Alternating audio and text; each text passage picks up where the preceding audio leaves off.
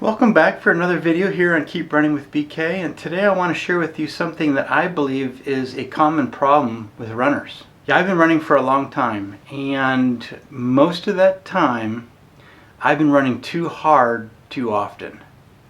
And in today's video I want to share with you something that I discovered that I think has really helped me in rejuvenating my running, and I hope will help you as well.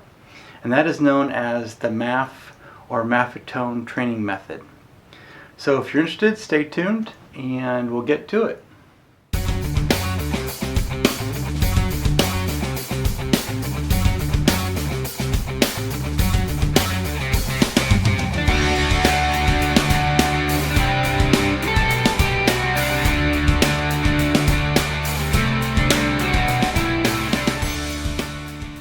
So what is MAF?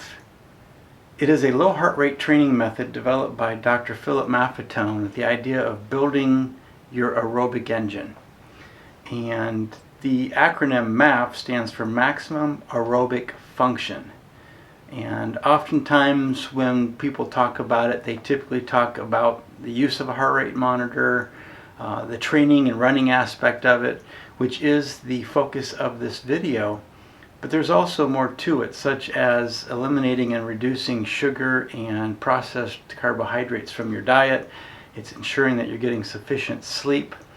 And overall, I think the theme of it is managing and reducing the major stress factors in your life so you get the most out of your training, you get the most out of your health and fitness, and ultimately you live a longer, healthier lifestyle. So how does MAF work? Well, the first step is to determine your maximum aerobic function targeted heart rate, which I'll explain how to do here in a minute. And then you begin a process of training your body to burn fat calories efficiently as its primary fuel source for long distance and endurance activity. And you're also training your mind to understand the feel of what easy running truly should be so that you get the maximum benefit from this type of training as you build your aerobic engine. And this targeted heart rate range that you now calculate would be your targeted maximum heart rate here, and then you subtract 10 beats per minute as the bottom range, and you want to do all of your running within that range. So that implies that you have a heart rate monitor device to monitor and track your heart rate during your runs. And there are all kinds of manufacturers that make a variety of different models with different levels of functionality to fit all types of activity as well as budgets. In my earliest days of heart rate training, I used a basic polar heart rate monitor with a chest strap, and today I use a Garmin Forerunner 35, which is an entry-level Garmin device that actually has a wrist sensor that I find works fairly well for my needs. There are chest straps that you can purchase that will work with that device as well, and something that I may actually consider in the future. But you do need to have a heart rate monitor in order to practice this particular approach and to get the most out of it. So to calculate your maximum aerobic function targeted heart rate, you take 180 and you subtract from it your age. That gives you a basic number. So for myself, you take 180, you subtract 49, you get 131. And then there are a number of different conditions or situations that you may need to modify that value based on Dr. Maffetone's research. The first is if you are recovering from any major illness or in rehabilitation or taking any regular medication for any health issues or have been chronically overtraining, then you're going to want to subtract 10 beats per minute from your calculated value here, which will further reduce the targeted heart rate so that your body has a chance to really adapt to this and get healthier before you might then adjust it and increase it back up. If you've been injured, if you've had a serious injury, or if you have been struggling and not making any improvement in your training or in your racing, or you have seasonal allergies or asthma, then he also recommends that you subtract an additional 5 beats per minute from your targeted heart rate. If you've been training consistently for over 2 years and you've been running about 4 days a week, then and you've been doing that without any problems, then what you can do is actually add 5 beats per minute. So that's what I've done in my situation. So you take 180 minus my age plus that 5 modifier, and my targeted MAF heart rate is 136.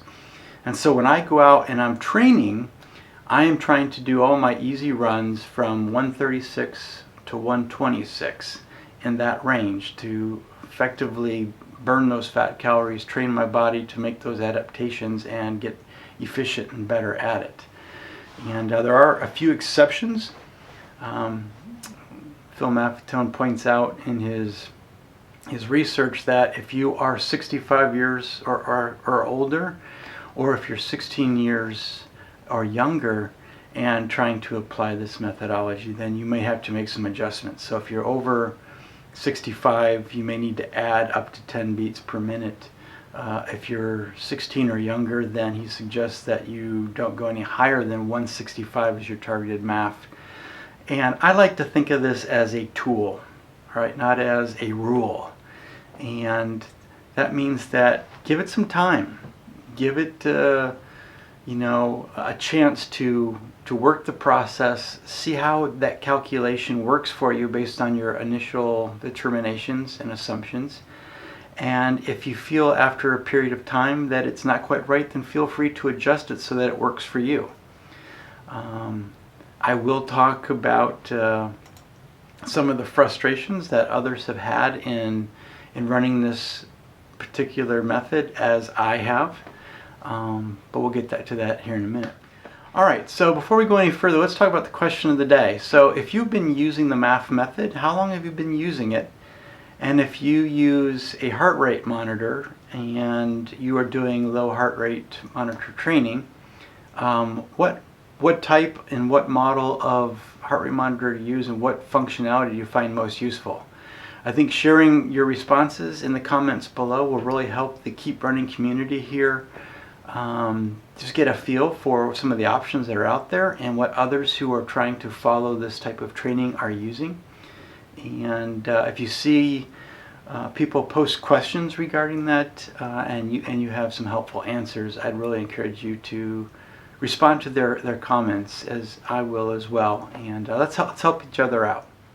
Right. So what can you expect when you begin MAF training? Many people who have done this, who I learned of it from, and as I've watched others talk about it, is you are going to have to slow down to make the adjustments to MAF training. And in my experience, that meant anywhere from 1.5 minutes to 2 minutes per mile slower. And for years, I've been training, generally speaking, at around 8 minutes per mile. And when I started the MAF training method, I was around 9.5 to 10 minutes, 15 seconds a mile on average, to keep my heart rate in that range where it needed to be.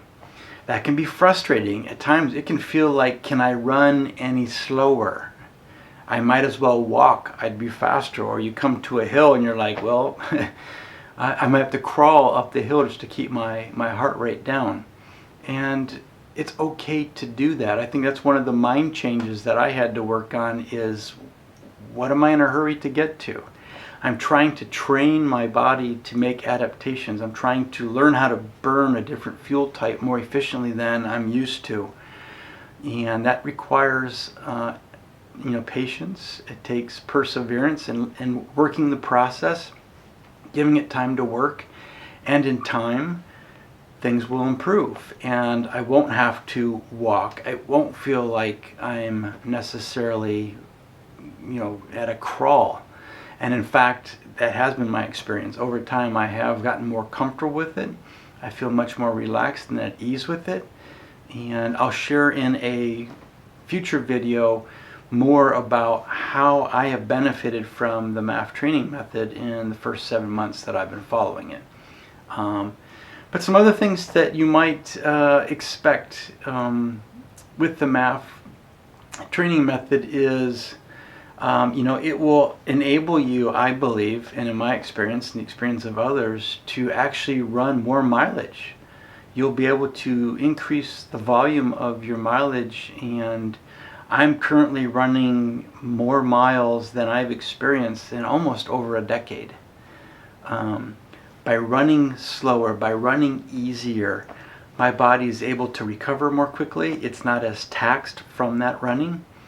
And I'm building up the volume as well as building up my aerobic engine, laying a pretty solid foundation for future running. And I'm at that point now where I'm actually transitioning from 100% MAF easy running to the 80-20 concept, where 80% of my running is at this slower, lower heart rate MAF method, and then I can mix in there roughly 20% harder efforts.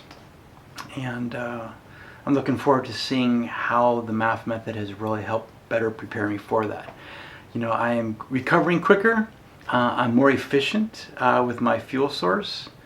I'm able to run more frequently, and I'm less injury prone. I have run more 40-mile weeks than I have in over a dozen years. I'm running more 100-plus mile months than I have done in over a decade.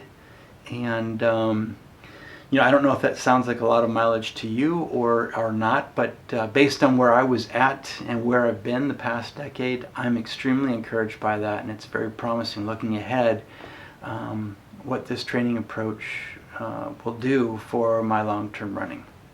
Some other things is you got to commit to this process. It is suggested that you give it at least 3 to 6 months. And I know that that seems like an awfully long time, but again, we're talking about the long-term benefit. We're talking about the long-term health. And that first month was really, really hard. I didn't know if I'd be able to make it. And here I am 7 months later, and I quite enjoy how I'm feeling. I'm constantly motivated. I'm constantly looking forward to my runs. And I can speak from personal experience that it is doable. One of the things when you run slower and you're running more miles, it requires more time, and that may be something you have to consider as you think about how much time in the week can you actually afford to dedicate to running. That might require some other lifestyle adjustments or preparations. Well, that'll wrap up another video here on Keep Running with BK, and I hope that you enjoyed it and found it insightful and helpful. If you did, please click the like button. And if you're new here to the channel, consider subscribing and joining the Keep Running community, where we talk about running insights to help us to keep learning, training tips to help us to keep growing, and motivational ideas to help us to keep running. You can find me on social media on Twitter and Strava, and I've included the links to those down in the show notes. And I'm also going to put a link up here in the corner of the screen where you can watch another video of mine where I share how I have personally benefited from the MAF training in more detail over the first 7 months. And with that, I want to wish you success in your own training, and I look forward to seeing you here again real soon. Until then, keep running.